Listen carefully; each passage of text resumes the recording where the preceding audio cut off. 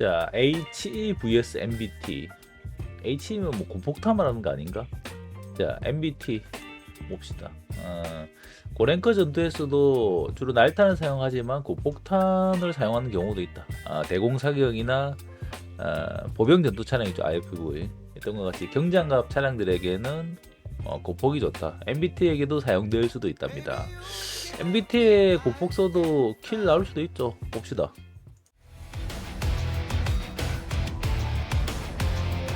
In high-rank combat, the main ammunition type is the finned discarding sabot shell. But can other types be useful too, like high explosives for instance? Obviously, they would do fine against anti-air and IFVs. But how about top MBTs? Well, it's no secret that high explosive shells can damage vehicles via the thin roofs of their hulls and turrets. Let's check out the most vulnerable spots on MBTs of all nations and see how effective it can be. 카보텍 하는 저 뭐냐. And our first target is the 대전차 미사일 M1A2 느낌이다. SEP V2. You can destroy it by sending an HE at the driver's observation devices, at the wide turret ring, and numerous elements on the roof, including the gunner's optics, the panoramic sight, the commander's cupola, and the armor plates next to the machine guns. All these areas make the Abrams vulnerable even when it's hidden behind tall obstacles that shield its main profile. The Leopard 2A7 and the STRV 122B+ are much better protected. They have fewer protruding elements than the American tank, and their gunner's sights are further ahead of the turret's thin roof.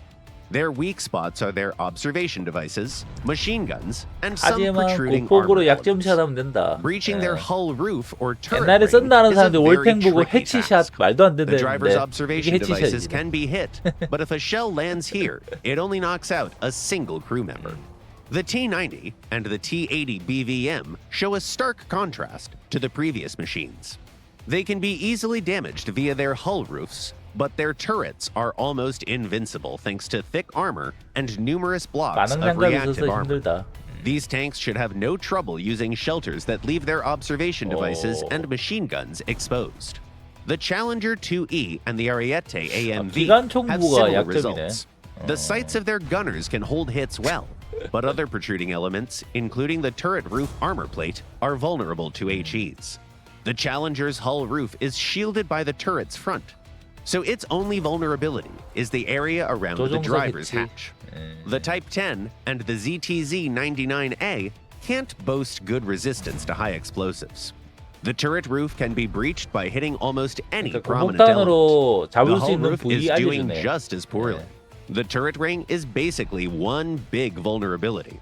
When facing the Leclerc Azur, it may be quite hard to tell where its turret roof is. Aim for the commander's hatch and the lower part of the panoramic sight. You can also achieve a breach if you hit the protruding armor element next to the roof machine gun. As for the hull roof of this French MBT, it poses no issue whatsoever. The Merkava Mark IV has a turret roof that's fully protected against high explosives with a thick layer of composite armor. However, its turret doesn't shield the entire hull roof, so we can't call it invincible. So, let's sum up.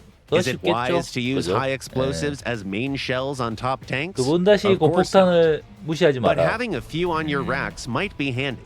For instance, if you encounter an opponent out in the countryside where they expose their turret roof.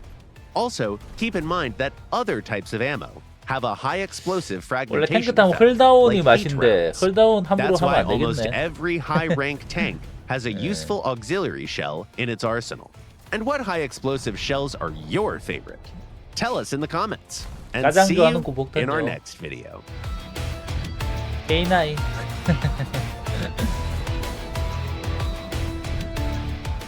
끝.